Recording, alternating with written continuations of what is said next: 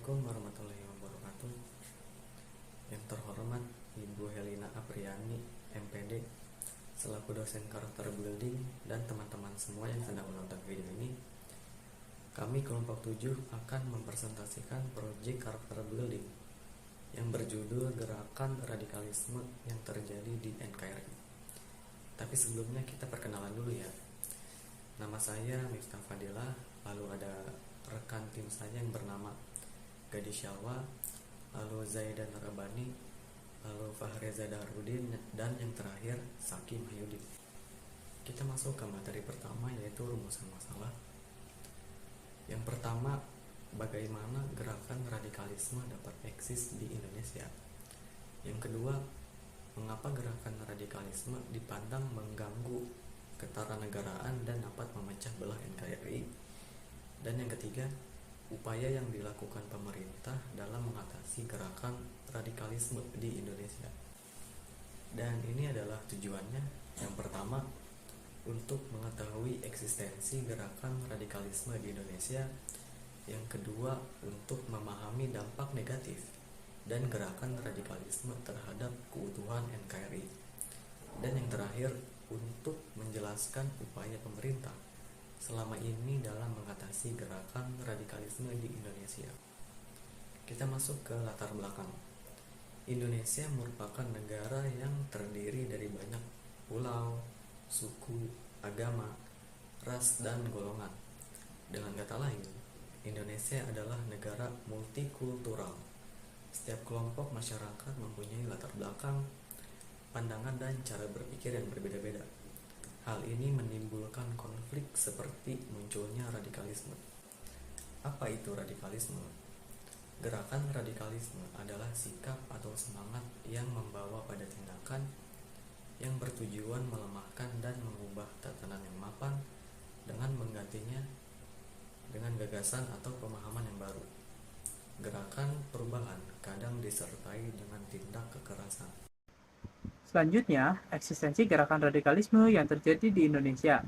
Pemahaman radikalisme di Indonesia juga perlu mendapatkan perhatian yang khusus karena radikalisme bermula dari beberapa sebab seperti kemiskinan, kurangnya pendidikan agama yang damai, infiltrasi kelompok radikal yang terus-menerus, serta remahnya rasa nasionalisme dan rendahnya pendidikan. Dampak negatif dari gerakan radikalisme terhadap keutuhan NKRI. Yang pertama, ancaman terhadap keutuhan ideologi. Radikalisme dapat mengancam keutuhan ideologi Pancasila yang merupakan dasar negara Indonesia. Paham radikalisme cenderung ingin merombak sistem NKRI dengan sistem lain yang dapat mengganggu keutuhan ideologi negara. Kedua, pembelajaran radikalisme di perguruan tinggi. Terdapat indikasi bahwa beberapa perguruan tinggi negeri di Indonesia yang terpapar radikalisme, yang dapat mempengaruhi sikap publik dan generasi penerus bangsa. Ketiga, ancaman terhadap kedaulatan dan keamanan. Gerakan radikalisme juga dapat mengancam kedaulatan dan keamanan negara, seperti terorisme, separatis, pemberontakan bersenjata, dan lain-lain. Yang keempat, kesenjangan struktural ekonomis. Gerakan radikalisme muncul sebagai bentuk perlawanan atas dampak kesenjangan struktural ekonomis yang ada, baik dari ranah politik, sosial, maupun ekonomi.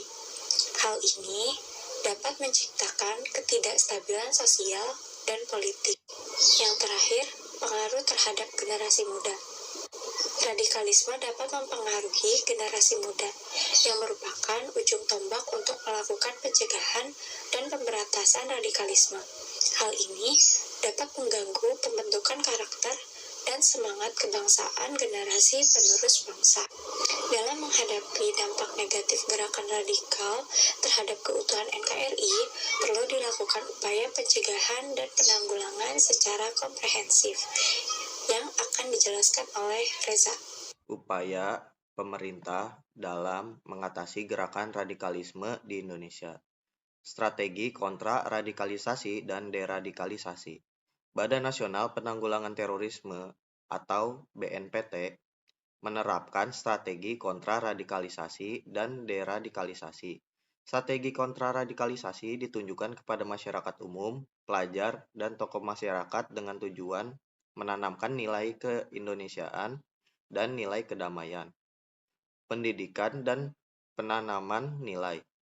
Upaya dalam mencegah radikalisasi secara mandiri dilakukan dengan menanamkan jiwa nasionalisme, berpikiran terbuka, toleran, waspada terhadap provokasi dan hasutan, berjejaring dalam komunitas perdamaian, dan bergabung dalam gerakan perdamaian. Peran organisasi keagamaan. Organisasi keagamaan seperti Nahdlatul Ulama atau NU telah berperan dalam menghadapi gerakan radikalisme dengan semangat toleransi dalam menebarkan Islam yang penuh kedamaian serta rahmatan lil alamin. Peningkatan kesadaran masyarakat. Mensosialisasikan tentang bahaya, dampak, serta cara-cara untuk bisa menghindari pengaruh pemahaman radikalisme dan tindakan terorisme. Thank you. Peace. Kesimpulan. Yang pertama, gerakan radikalisme di Indonesia tumbuh subur pasca reformasi, melibatkan berbagai faktor seperti perubahan tatanan sosial dan politik, paham keagamaan, ekonomi, politik, dan sosial. Yang kedua, dampak negatif gerakan radikalisme terhadap keutuhan NKRI meliputi ancaman terhadap ideologi Pancasila, pembelajaran radikalisme di perguruan tinggi, ancaman terhadap kedaulatan dan keamanan, kesenjangan struktural ekonomis, dan pengaruh terhadap generasi muda. Yang ketiga, upaya pemerintah dalam mengatasi gerakan radikalisme meliputi strategi kontraradikalisasi dan deradikalisasi, peningkatan kesadaran bela negara, serta peran organisasi keagamaan seperti Nahdlatul Ulama dalam menghadapi gerakan radikalisme. Saran. Yang pertama, pemerintah perlu terus meningkatkan upaya pencegahan radikalisme, peningkatan kesadaran bela negara, serta peningkatan pemahaman ideologi Pancasila dan semangat kebangsaan. Yang kedua, organisasi keagamaan seperti Nahdlatul Ulama perlu terus berperan dalam menghadapi gerakan radikalisme dengan semangat toleransi dalam menebarkan Islam yang penuh kedamaian serta rahmatan lil alamin. Yang ketiga, pendidikan dan penanaman nilai-nilai kebangsaan perlu ditingkatkan untuk mencegah pengaruh radikalisme terhadap generasi muda. Selesai sudah materi presentasi kali ini. Mohon maaf bila ada kekurangan dan wassalamualaikum warahmatullahi wabarakatuh.